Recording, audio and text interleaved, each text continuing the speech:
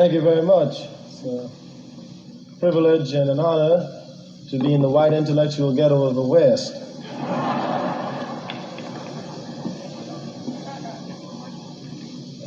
We wanted to do a couple of things before we started. The first is that based on the fact that SNCC, through the articulation of its program by its chairman, has been able to win elections in Georgia, Alabama, Maryland, and by our appearance here will win an election in California. 1968, I'm going to run for President of the United States.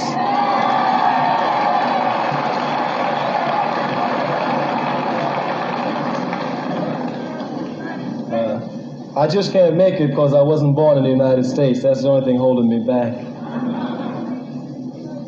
We wanted to say that this is a student conference, as it should be, held on a campus, and that we're not ever to be caught up in the intellectual masturbation of the question of black power. That's a function of people who are advertisers that call themselves reporters.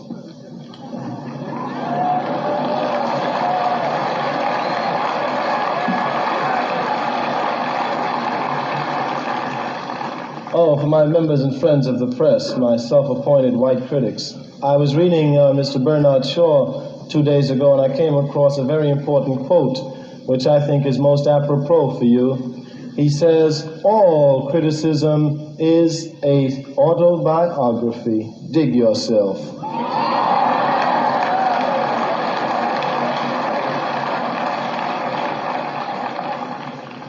Okay.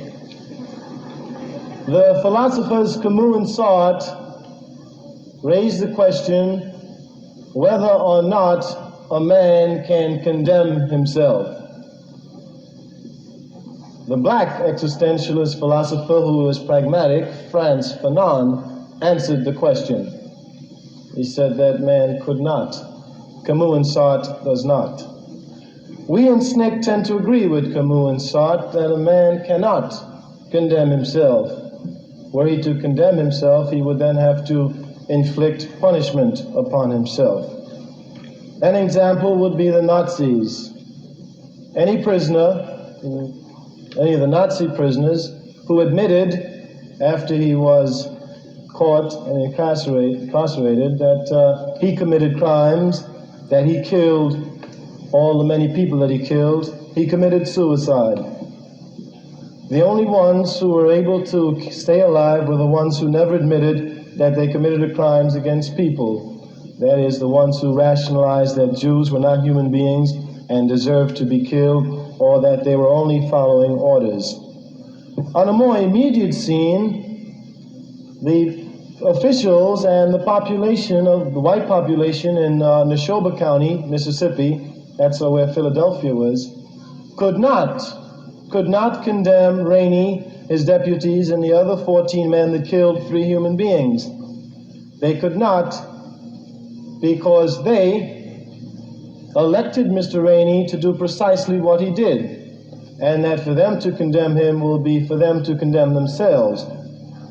In a much larger view, SNCC says that white America cannot condemn herself, and since we are liberal, we have done it. You stand condemned. Now, a number of things then arises from that answer of how do you condemn yourselves. Seems to me that the institutions that function in this country are clearly racist, and that they're built upon racism. And the question then is, how can black people inside of this country move? And then how can white people who say they're not a part of those institutions begin to move?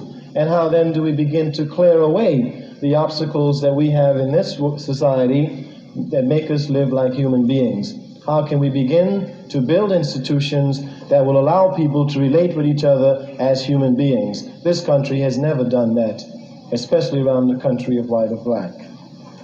Now, several people have been upset because we said that integration was irrelevant when initiated by blacks, and that in fact it was a subterfuge, an insidious subterfuge for the maintenance of white supremacy. Now, we maintain that in the past 6 years or so, this country has been feeding us a thalidomide drug of integration, and that some Negroes have been walking down a dream street talking about sitting next to white people, and that does not begin to solve the problem. That when we went to Mississippi, we did not go to sit next to Ross Barnett. We did not go to sit next to Jim Clark. We went to get them out of our way.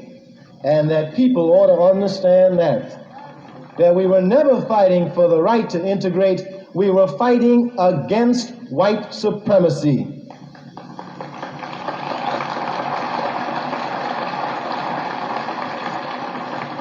Now then, in order to understand white supremacy, we must dismiss the fallacious notion that white people can give anybody their freedom. No man can give anybody his freedom. A man is born free. You may enslave a man after he is born free. And that is in fact what this country does. It enslaves black people after they're born. So that the only act that white people can do is to stop denying black people their freedom.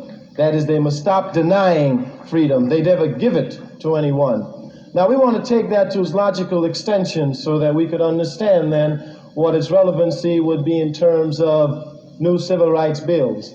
I maintain that every civil rights bill in this country was passed for white people, not for black people.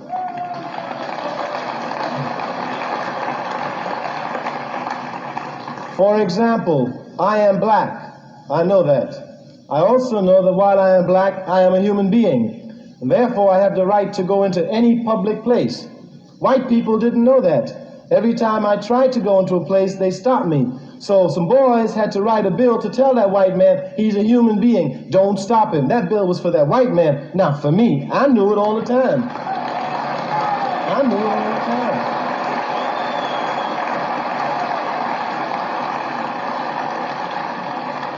I knew that I could vote and that wasn't a privilege, it was my right. Every time I tried, I was shot, killed, or jailed, beaten, or economically deprived.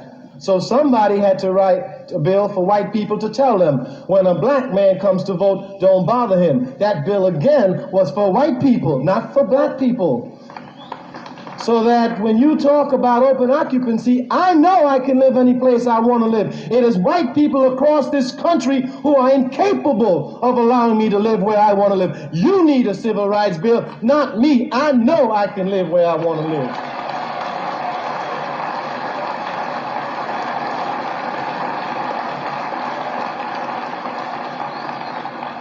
So that the failure to pass a civil rights bill isn't because of black power, isn't because of the Student Nonviolent Coordinating Committee, is not because of the rebellions that are occurring in the major cities. It is incapability of whites to deal with their own problems inside their own communities. That is the problem of the failure of the civil rights bill.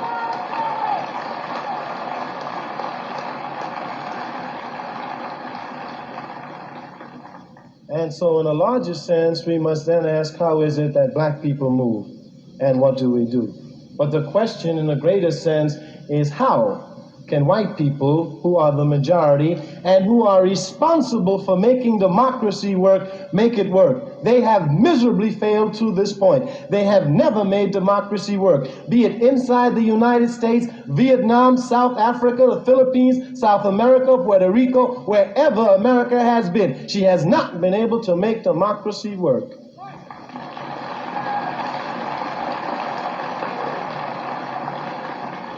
So that in a larger sense, we not only condemn the country for what is done internally, but we must condemn it for what it does externally.